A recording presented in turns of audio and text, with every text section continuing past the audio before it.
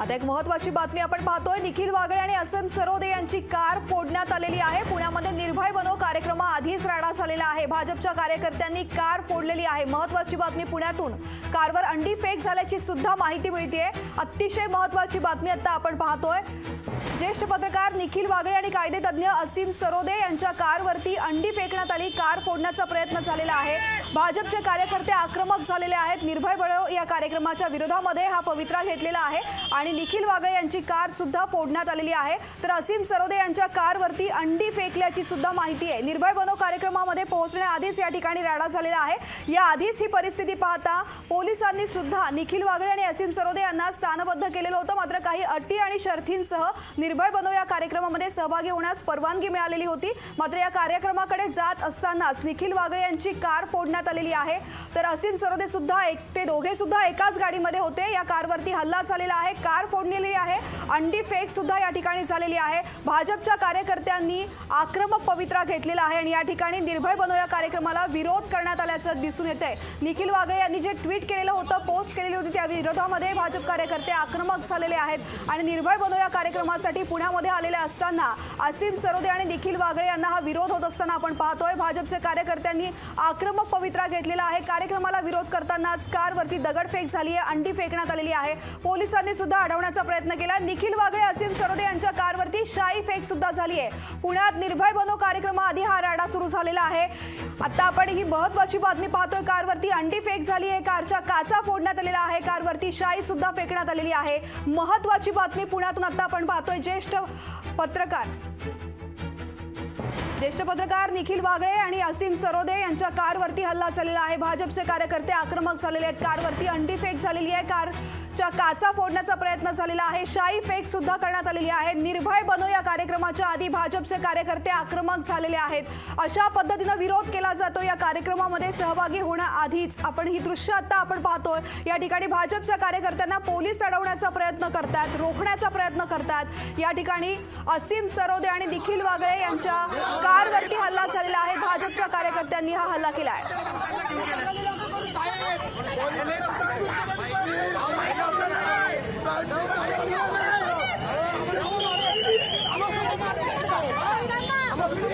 महिलांना दगडी मारल्या, दगडी पोलीस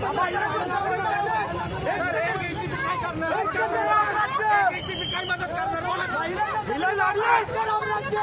लागले मुद्दा केला, मुद्दा महिलांना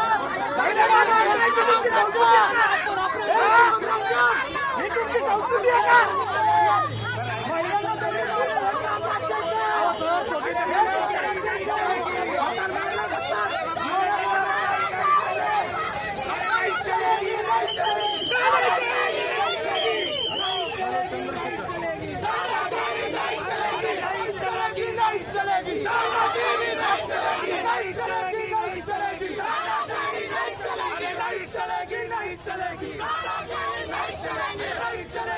चंद्रशेखर भांगे आमचे प्रतिनिधी आपल्या सोबत आहेत। चंद्रशेखर, नेमकं काय घडतं या ठिकाणी, काय परिस्थिती?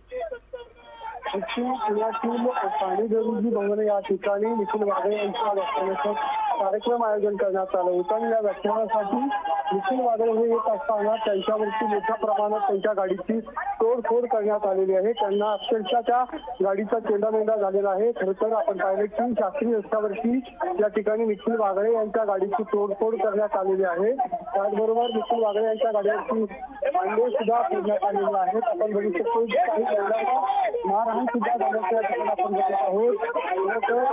आपण पाहिलं की निखिल वागळे यांचा कार्यक्रम हा 5 वाजता पुण्यातील पाणीगरुजी भवन या ठिकाणी व्याख्यानाचं आयोजन करण्यात आलं होतं आणि या व्याख्यानासाठी भाजपने विरोध केला होता। सर्वप्रथम या व्याख्यानावर बहिष्कार घालण्यासाठी भाजपचे कार्यकर्त्यांनी मोठं आंदोलन केलं। त्यानंतर निखिल वागळे जे कार्यक्रम चालू होत असताना त्यांनी त्यांच्या गाडीवरची दगडफेक झालेली आहे।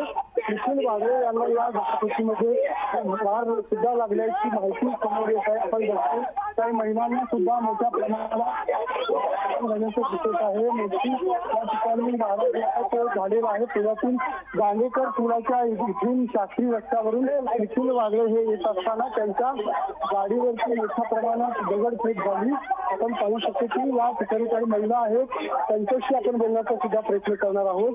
काय झालं ते नेमकं ते सुद्धा आपण जाणून घेणार आहोत. खरं तर या ठिकाणी मोठ्या प्रमाणात जी दगडफेक झाली त्यामध्ये जखमी झालेली काही महिला आहेत. आपण थेट त्यांच्याशी बातचीत करूया. काय झालं, काही कोणी मारण केली? कार्यकर्त्यांनी खूप एवढी मोठी मोठी दगडं होती, अंडी होती, त्यांना महिला कळत नव्हत्या. तरी त्यांना महिला कळत नव्हत्या. त्यांना असं प्रशासनाच्या गाड्या एकही नव्हत्या. काय झालं होतं नेमकं? काय झालं? जाणीवपूर्वक प्रोटेक्शन काढले पोलिसांना आम्ही सांगितलेलं, तिथं दगडी घेऊन धावलेली, पोलिसांनी तिथली पोच काढून इथं आणली, दगड पोळे फेक झाली, मग पोलीस पळाले तिथं. पोलीस जाणून बुजून त्यांचा साथ देते, पोलीस जाणून बुजून देते साथ त्यांचा.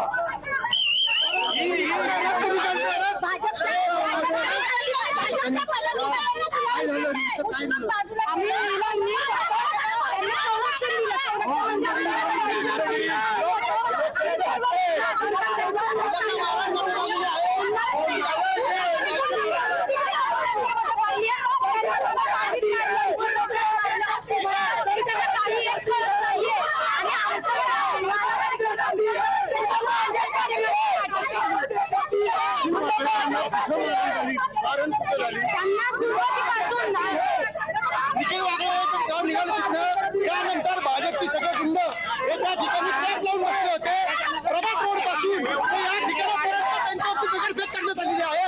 मोठ्या प्रमाणात दगडफेक केली, अंडी फेकली, शाई फेकले. त्याचबरोबर रस्त्याच्या नागरिकांनी सुद्धा दगडी लागलेली आहेत. नागरिकांची सुद्धा या ठिकाणी मोठ्या प्रमाणात जीवितहानी झालेली आहे.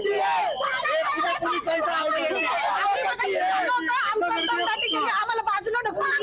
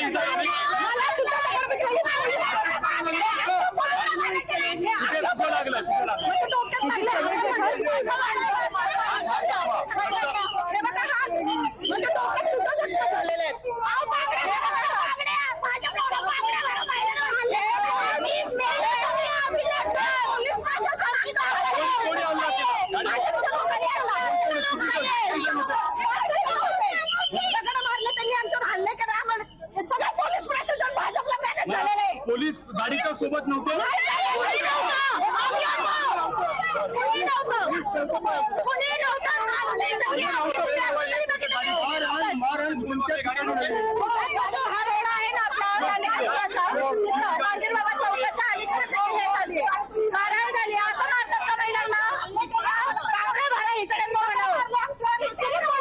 किती जणांचा जमा होता?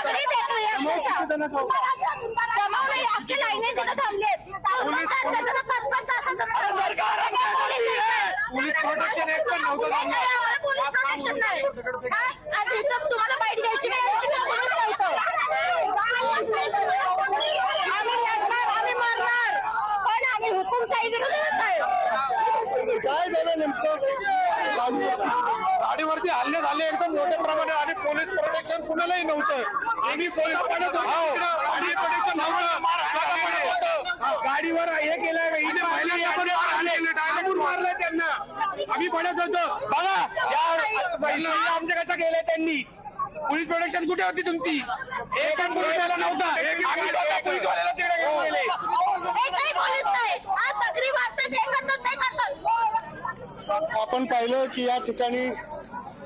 आपण पाहिलं की या ठिकाणी मोठ्या प्रमाणात तो राडा आहे तो झालेला आहे.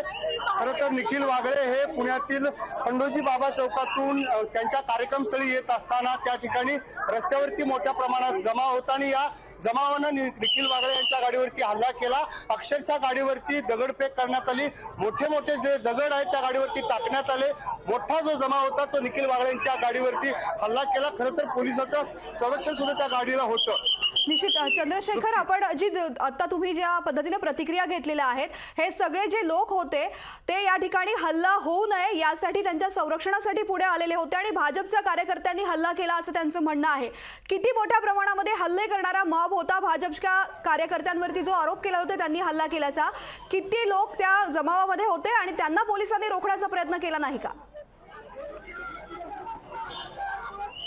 खरं तर तृप्ती, खंडोजी बाबा चौक तो शास्त्रीनगरचा जो मार्ग आहे या मार्गावरती वेगवेगळ्या ठिकाणी भाजपचे कार्यकर्ते असल्याचा आरोप होतोय. खरं तर निखिल वागळे यांच्या गाडीवरती ज्यावेळेस हल्ला झाला अक्षरशः त्यांच्या गाडीच्या काचा सगळ्या फुटलेल्या आहेत. निखिल वागळे यांना सुद्धा या हल्ल्यामध्ये जखम झालेली आहे.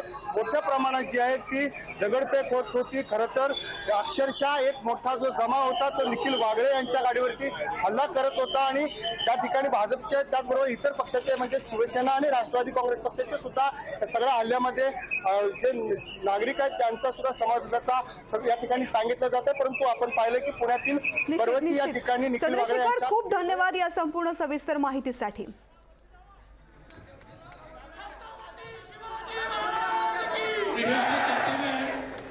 आपण पुणेकरांनी आसिम सर असतील, निखिल सरांच्या पाठीशी उभं राहायचंय. आज आपण कर्तव्य केलेले धन्यवाद.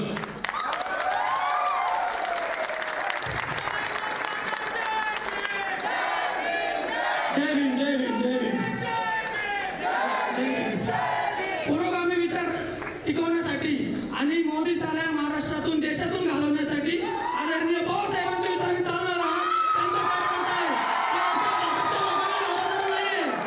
माझ्या मागे माझे मोठे बंधू प्रसन्न डॉक्टरांचा हात आहे, माझा पाठिंबा आहे. त्याच्यामुळे मी कोणाला घाबरणार नाही. इथून पुढे किती संकट आली तरी आता फक्त 3 भाषणं करावीत अशी माझी संयोजकांना विनंती आहे. आधी आसिम सरोदे बोलतील, त्याच्यानंतर वैद्य सर समारोप करतील अध्यक्ष, आणि त्याच्यानंतर शेवटचं भाषण निखिल वागळे.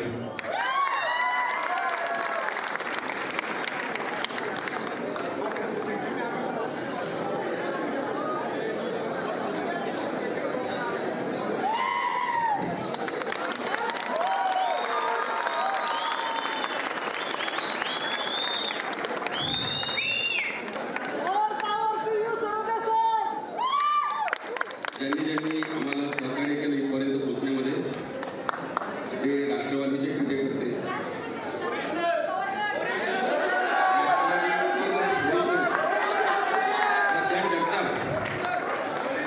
इथे बसलेले सगळे न फुटलेल्या एकमेव पक्षाचे काँग्रेस पक्षाचे लोक आणि राष्ट्रवादी ओरिजिनलचे आणि शिवसेना ओरिजिनलचे सगळे पदाधिकारी.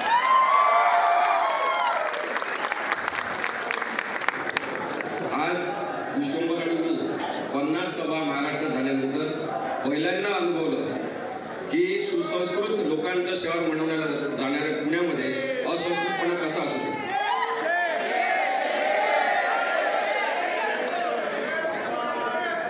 ज्यांनी काल पत्र दिलं पोलिसांना आणि सांगितलं की शांतताप्रिय पुण्याचं वातावरण हे बिघडवत आहे.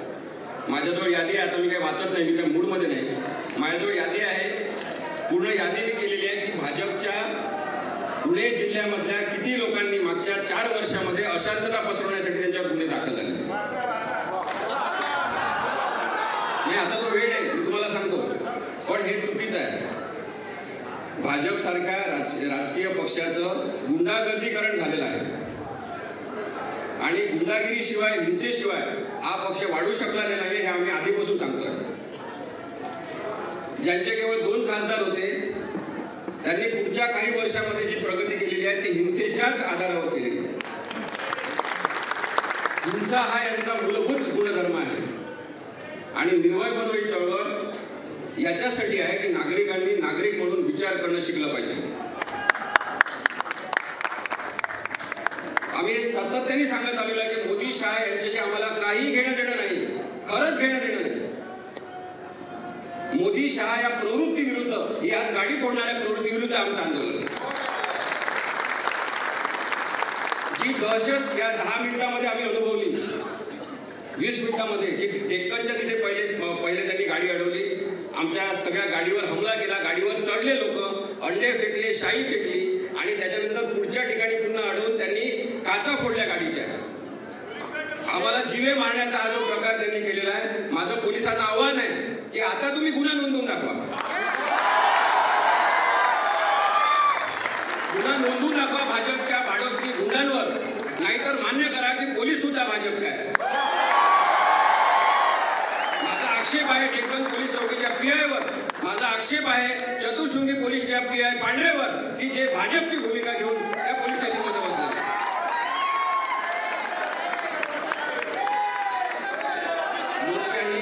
लोकशाही ज्या पद्धतीने रसातळाला घालवण्याचा प्रयत्न लोक करत आहेत. काय म्हटलं होतं निखिल वागळे सरांनी त्यांच्या ट्विटमध्ये, मी ते काही सांगत नाही, त्यांच्यावर गुन्हा दाखल झालेला, आम्ही केस चालू होती, आम्ही आजच त्यांचं अँटिसिपेटरी बेलचं अप्लिकेशन दाखल केलेलं आहे. मला माहिती आहे अनेक न्यायाधीश सुद्धा आज नरेंद्र मोदी आणि त्यांच्या पिल्लाबाईचं नाव केवळ FIR मध्ये पाहिल्याबरोबर घाबरतात आणि समोरच्या माणसाला न्याय देत नाही. माहिती आहे आम्हाला, तरी पण आम्ही न्यायालयात जाणार, कारण न्यायालय आमचं सगळ्यांचं, नागरिकांचं आहे. भारतीय संविधान यांना जर गंमत वाटत असेल, भारतीय संविधान यांना गंमत वाटत असेल, डॉक्टर आंबेडकरांनी लिहिलेल्या सगळ्या मार्गदर्शक सूचना आणि नियमावली यांना जोक वाटत असेल, तर 2024च्या इलेक्शन मध्ये आता यांना दाखवून द्या.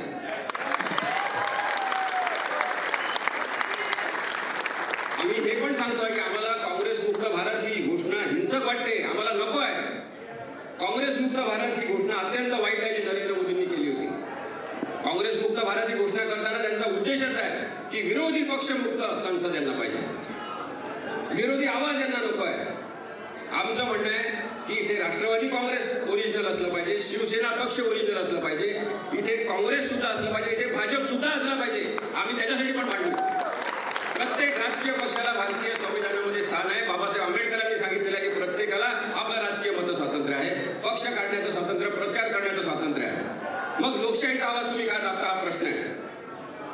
ज्या 20 मिनिटांमध्ये आम्ही जी मरणाची दहशत अनुभवलेली आहे, आज आम्ही इथं पुण्यात राहतो, विश्वंभर आणि मी, आमच्या जीवाला आज धोका आहे हे सगळ्यांनी जगजाहीर पद्धतीने रस्त्यावर पाहिलेलं आहे. अजूनही बाहेर लोक घोषणा देत आहेत. कशासाठी? कोणी तुम्हाला भडकवलेलं आहे? दिशाभूल झालेले सगळे बाहेरचे लोक आहेत, त्यांना सुद्धा आम्ही माफ करत आहे.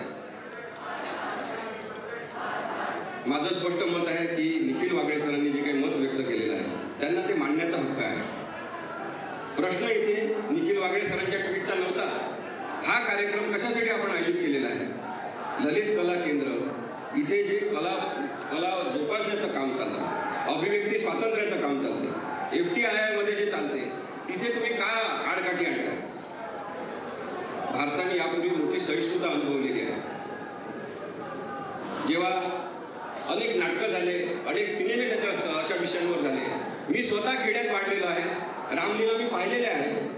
हातावर केस असलेले, दाढी आणि मिशा केलेले असे पुरुष सीतेचा रोल करताना मी पाहिलेले आहे. याचा अर्थ तो पुरुष जो रोल करणार आहे त्यांनी जन्मभर सीतेसारखं राहायचं का? तो जर बाहेर येऊन, त्या विंगेच्या बाहेर येऊन पडद्याच्या मागे आपल्या मित्रांशी गप्पा मारत असेल, टाळी देत असेल, कोणीतरी सीतेच्या गळ्यावर हात टाकत असेल, तर रामाचा अपमान झाला. आणि रामायणामध्ये काम करणारा जो अरुण गोविला त्याच्या बियर सकट, मग फोटो आलेल्या बियरच्या ग्लास सकट, त्याला काय म्हणणार तुम्ही? दुजाभाव सतत करायचा, सतत हिंसा पसरवायची, सतत भीती निर्माण करायची. आज जो हमला आहे सर, तो भीती निर्माण करण्याचा प्रयत्न. मी निखिल वागळे सरांना म्हटलं की सर तुम्ही एकटे पण जाऊ शकता, आम्हाला माहिती आहे, पण थांबा, आपण पोलिसांना सहकार्य करू. आम्ही जवळपास 4 तास त्यांनी माझ्या घरामध्ये आम्हाला डांबून ठेवले. मोठे मोठे पोलीस अधिकारी आले खाली, जवळपास त्यांच्या 4-5 गाड्या आल्या. पण मी तुम्हाला सांगतो की आम्ही या पोलिसांशी संवाद साधल्यानंतर त्यांना लक्षात आलं की हे चांगले लोक आहेत. त्यांचं सुद्धा मत त्यांनी आम्हाला सांगितलं की नाही तुमचं बरोबर आहे सर, पण आमच्यावर दबाव आहे.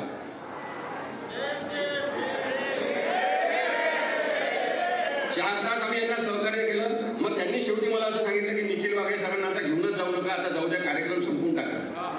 का संपवून टाका? आम्ही तुम्हाला जेव्हा नागरिक म्हणून सहकार्य करतो, कारण आमचा विश्वास आहे अजूनही की पोलीस व्यवस्थेमध्ये 70-75% लोक अजूनही माणूस आहेत, नागरिक आहेत, पक्षनिरपेक्ष. म्हणून आम्ही मदत करतो. इथे सगळे काँग्रेसचे सुद्धा सुद्धा ज्येष्ठ लोक बसलेले आहेत. त्यांच्याशी बोला कधीतरी, भाजपच्या लोकांनी बोला कधीतरी त्यांच्याशी, की लोकशाही त्यांनी कशी अनुभवलेली आहे, कशी बघितलेली आहे. काय सांगायचं आम्ही लोकांना, माझ्या पिढीच्या लोकांना. मला फार वाईट वाटते की ज्या पद्धतीने ललित कला केंद्रामध्ये मारहाण करणाऱ्या विद्यार्थ्यांवर गुन्हे दाखल न होता, ज्यांना मारहाण केली त्यांनाच आरोपी करण्यात आले, ज्यांनी मारहाण केली त्यांच्यावर अजूनही गुन्हे दाखल झालेले नाही. त्यांची हिंमत वाढली, दुसऱ्या दिवशी ते गेले ललित कला केंद्रावर. ही जी निळी शाई आमच्या याच्यावर फासली त्यांनी सगळ्या गाडीवर, आमच्या अंगावर टाकण्याचा प्रयत्न केला. ही शाई त्यांनी तिथे सुद्धा वापरली. ही शाई वापरणारे एकच आहेत, ते गुन्हेगार आहेत. त्यांनी ललित कला केंद्रावर शाई उधळली, त्यांनी तिथली मोडतोड केली, फर्निचरची तोडफोड केली, कारण यांना अभिव्यक्तीच मान्य नाही. आणि म्हणून हा लढा जास्त गंभीर आहे. सगळ्या राजकीय पक्षाच्या लोकांनी खरं तर विचार केला पाहिजे की गुंडांची गरज का पडते. भाजपने विचार केला पाहिजे की एवढी मोठी सत्ता असूनही त्यांना गुंडांची गरज का पडते. गुंडायुक्त राजकारण जे भाजपने केलेलं आहे, प्रत्येक राजकीय या पक्षांनी काही ना काही गुंडागर्दी करण्याचा प्रयत्न केला, पण आज जी झुंडशाही आणि गुंडशाही भाजपने आणलेली आहे तसं आम्ही कधीही अनुभवलेलं नाही.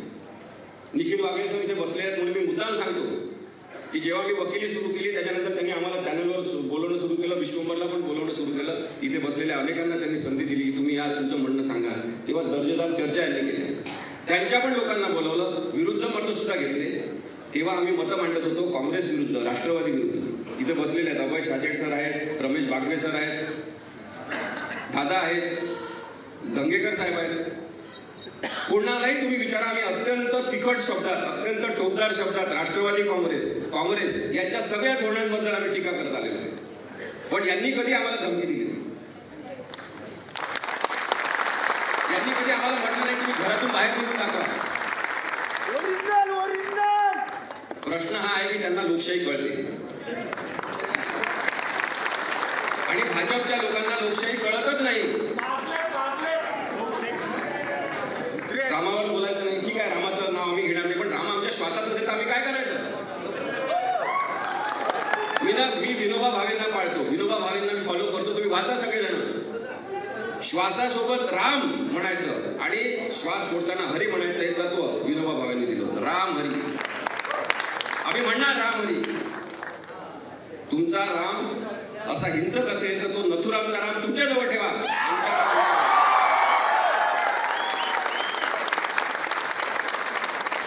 निखिल वागळे सर आपल्या सगळ्यांशी बोलतील, मी जास्त बोलू इच्छित नाही, पण हा खूप वेगळा अनुभव होता सर.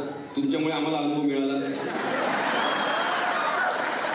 ते सकाळपासून सांगत होते की तुम्ही तुमचे भाषण करा, वागळे सरांना मुंबईला पाठवून द्या, आम्हाला काही प्रॉब्लेम नाही. पण आज सरांनी जसं आम्हाला बोट धरून टीव्ही चॅनलवर मुद्देसूद बोलायला शिकवलं, आज तसंच त्यांनी एक धमकीची भाषा काय असते, दडपशाही आणि भीती काय असते हे सुद्धा त्या माणसाने आम्हाला शिकवलं. माझ्या डोळ्यात पाणी आलं की मरणाची भीती काय असते ते थोड्या वेळासाठी अनुभवलं. मारलं असतं कोणीतरी, धमक्या आधी पण दिलेल्या आहेत, पण मी तेव्हाही पोलिसांना जबाब लिहून दिला की ठीक आहे धमक्या देतात, पण आम्ही का मारायचं इतक्या लवकर, काय केलं आम्ही, का मारायचं आम्ही इतक्या लवकर. आम्हाला नाही मारायचं आहे, आम्हाला जगायचं आहे. लोकशाहीबद्दल बोलणं एवढं तुम्हाला टोचत असेल आणि तुम्ही मारून टाकण्यासाठी पुढे येत असाल, त्याच्याबद्दल पण कोणीच बोलायचं नाही. त्याच्याबद्दल कविता कोणी करायची नाही, त्याच्याबद्दल चित्र कोणी काढायचं नाही, त्याच्याबद्दल नाटक कोणी करायचं नाही. मोदी है तो मुमकिन है. मला फार वाईट वाटलं आणि म्हणून मी एवढा वेळ आपल्याशी बोललो. मी निखिल वागळे सर आणि आपल्यामध्ये जास्त वेळ राहत नाही, पण मी विश्वंभर आणि आम्ही सांगू इच्छितो की आम्ही अहिंसक मार्गाने, लोकशाही पद्धतीने, शांततामय मार्गाने आमचं म्हणणं मांडत राहणार. महाराष्ट्रामध्ये या पूर्ण महिन्याभरातले कार्यक्रम ठरलेले आहेत. सोलापूरला कार्यक्रम आहे, 11 तारखेला सोलापूरला कार्यक्रम आहे, चंद्रपूर गडचिरोलीला कार्यक्रम आहे 23 आणि 24ला. आमच्या 50 सभा झालेल्या, आता अजून 50 सभा आम्ही करू. लोकशाही बद्दल जाहीरपणे बोलण्याचं शतक आम्ही करू. महाराष्ट्र धर्म आपला आहे की भाजपला 2024 मध्ये महाराष्ट्रातून तरी हाकलून लावायचं. जी सुरू झालेली आहे भाजपवर, मी तिथे पाहत होतो दीपक मानकर साहेबांचा मुलगा, दीपक मानकरचा मुलगा होता ना, गाडीवर चढला होता. मला आश्चर्य वाटलं रे, काँग्रेसच्या संस्कृतीमध्ये वाढलेला आहे.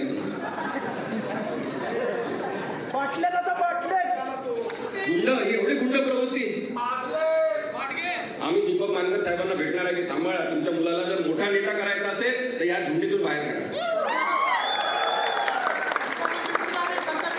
शांततामय मार्गाने, अहिंसक मार्गाने आपलं म्हणणं सांगितलं जाऊ शकते. ज्या कोणाला भाजपच्या लोकांना सुद्धा चर्चा करायची असेल, आता इकडे एवढ्या गर्दीमध्ये ते लोक काही जण बसलेले आहेत, हे ऐकत आहेत, आता ते बोलणार नाही. पण तुमच्या सगळ्या भाजपच्या लोकांना, संघाच्या लोकांना, एबीव्हीपी काय म्हणतात त्याला, अखिल भारतीय विद्यार्थी परिषद, भारतीय जनता युवा मोर्चा, सगळ्यांना कृपया जाऊन सांगा आमचं भांडण खरंच मोदी शहाशी नाही आहे. त्यांनी घरी जाऊन बसावं, आम्ही त्यांच्याबद्दल काही बोलणार. पण तुम्ही आज जो दाबण्याचा प्रयत्न केलेला आहे, आम्ही आता अजून जास्त उसळणी सुंदरला विश्वभरला हात लावायचा प्रयत्न केला, कारण तो एकटा सभेला गेला होता. त्याच्यानंतर आम्ही तिघांनी सभा घेतली आणि पूर्ण सिन्नर शहर तिथे लोटलो. आज या निमित्त मी आपल्याला विनंती करू इच्छितो, दादा आपण सगळ्यांना, अभय छाजेड सगळ्यांना, की पुण्यामध्ये मोकळ्या मैदानामध्ये निर्भय बनवची एक मोठी भाषा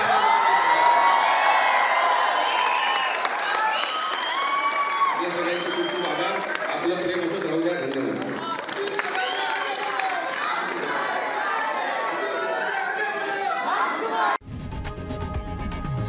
लोकशाही मराठी ऐका, पहा, जागरूक रहा.